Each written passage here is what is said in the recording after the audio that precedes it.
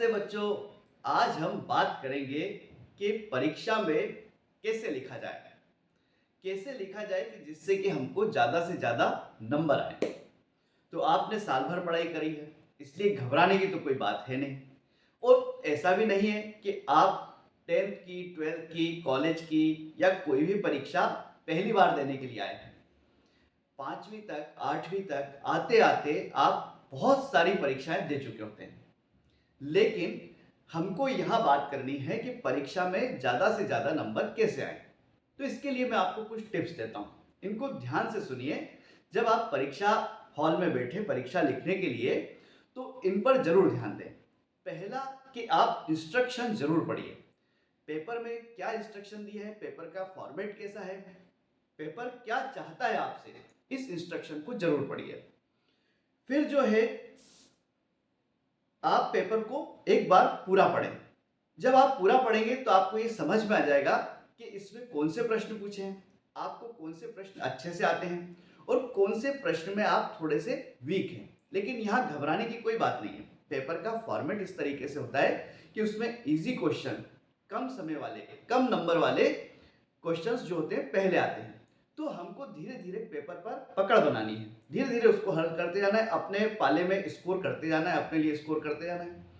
तो यहाँ मेरा आपसे कहना है कि पेपर को पढ़ने के बाद आप जो है ऑब्जेक्टिव क्वेश्चंस जो आते हैं सबसे पहले हल करिए।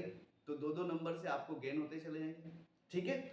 लेकिन कई बार होता है कि हमको 10 ऑब्जेक्टिव दिए हुए हैं, उसमें से 8 आते हैं, 2 के हमको आंसर क्लियर नहीं है, तो कोई बात नहीं, आप 2 की जगह छोड़ दीजिए। जब आप पूरा पेपर हल करेंगे तो उससे रिलेटेड बड़े क्वेश्चन हल करते समय आपको वो भी आ सकते हैं याद।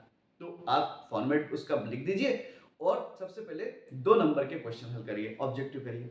फिर सामान्यतः पेपर में 4 नंबर के, 6 नंबर के इस तरीके के क्वेश्चंस आते हैं, तो इनको हल करिए। लेकिन यहाँ ये ध्यान रखिए कि जितना पूछा गया है उतना ही उत्तर लिखिए। अब उसमें क्वेश्चन में जब होता है तो आंसर नंबर के साथ ये भी पूछा होता है कि 50 वर्ड का लिखना है, 200 वर्ड का लिखना है, 150 वर्ड का लिखना है। इस बात को समझिए। तो आंसर बहुत बड़ा भी मत लिखिए, बहुत छोटा भी मत लिखिए, लेकिन अपनी पूरी बात जो पूछा गया है वो उसमें आ जाए, उतने शब्दों में आ जाए, और उससे थोड़ा सा 10-20 शब्द ऊपर हो जाए तो चलेगा। तो इस तरीके से आप उसके आंसर करिए। अब क्या होगा कि धीरे धीरे आपकी पेपर पर पकड़ बनती जा रही है। ऑब्जेक्टिव हो गए, छोटे क्वेश्चंस हो गए, बड़े क्वेश्चंस पे आ गए हम। तो जब हम बड़े क्वेश्चंस को हल करें तो वहां सामान्यतः ऑप्शंस होते हैं। तो दोनों ऑप्शन हल करने की कोशिश मत करिए। जो आंसर आपको सबसे अच्छा आता है उसका आंसर जरूर लिखिए, उसी का लिखना है। अगर ऑप्शन दे रखा है कि एक पार्ट करना है या बी पार्ट करना है, एक पार्ट करना है, दूसरे पे हमको क्यों टाइम वेस्ट करना है। तो ये बात आप ध्यान में रखिए। अब पेपर हल करते समय टाइम का मैनेजमेंट भी ध्यान रखिए। ऐसा ना हो कि आप एक क्वेश्चन पे इतना समय दे रहे हैं कि बाकी क्वेश्चन के लिए आपके पास समय ही नहीं बच रहा है और टाइम कम पड़ रहा है। तो पेपर में हमको एक ध्यान रखना है कि हमको क्वेश्चंस को हल करते करते समय इतना करना है कि हम 3 घंटे जो हमको दिए हैं, 2.5 घंटे जो हमको दिए हैं, उसमें हमारा पेपर पूरा हो जाए, ठीक है। ये बात आपको ध्यान रखना है। दूसरा, राइटिंग पर ध्यान देना है। राइटिंग ऐसी लिखनी चाहिए कि जिसको सामने वाला पढ़ सके, क्योंकि वो आपको बुला करके तो पूछेगा नहीं, देखेगा भी नहीं, वो तो जो आपने लिखा है उसको पढ़ेगा। तो इतनी होनी चाहिए कि रीडेबल हो, कोई भी एग्जामिनर है वो उसको आसानी से पढ़ सके। साफ साफ लिखने की कोशिश करिए, थोड़ा दूर दूर लिखिए, स्पेसिंग दीजिए, तो एक आसानी से पढ़ाई में आ जाता है।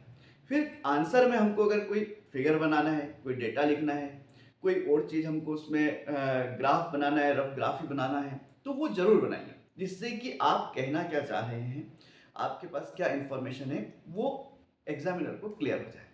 तो इन बातों का आप ध्यान रखिए। अपने दिमाग में आंसर का एक स्ट्रक्चर बना लीजिए। तुरंत जैसे प्रश्न पूछा गया, इसमें मुझे ये इस पे बताना है और ये मेरे को इसको देना है। फिर दूसरा है कि एक रफ पेज प्लान कर लीजिए। एक रफ पेज भी आप लास्ट में लिख सकते हो, उस पर लिख दीजिए क्लियरली रफ, और उस पर आप जो भी आप स्ट्रक्चर बना रहे हैं वो आप कर लीजिए। फिर क्या होता है कि जब आपके पास पूरा आप एग्जाम लिख लें तो एक बार उसको अवश्य पढ़िए, वापस से पढ़ करके देखिए, कुछ छूट तो नहीं गया। कुछ छूट गया हो तो उसको आप वापस से लिख सकते हैं। अनावश्यक रूप से काटा पीटी मत करिए। किसी क्वेश्चंस को काट दिया आपने, कॉपी को गंदा मत करिए, बहुत स्पष्ट लिखिए और सही तरीके से लिखते हुए एग्जाम को आप क्लोज करिए। ठीक है? इसमें कॉन्फिडेंस रखिए, घबराइए नहीं। आपने पहली बार कोई परीक्षा नहीं दी है, आप बार-बार परीक्षा देते हुए आए हैं। बहुत आसानी से आप इसको कर सकते हैं।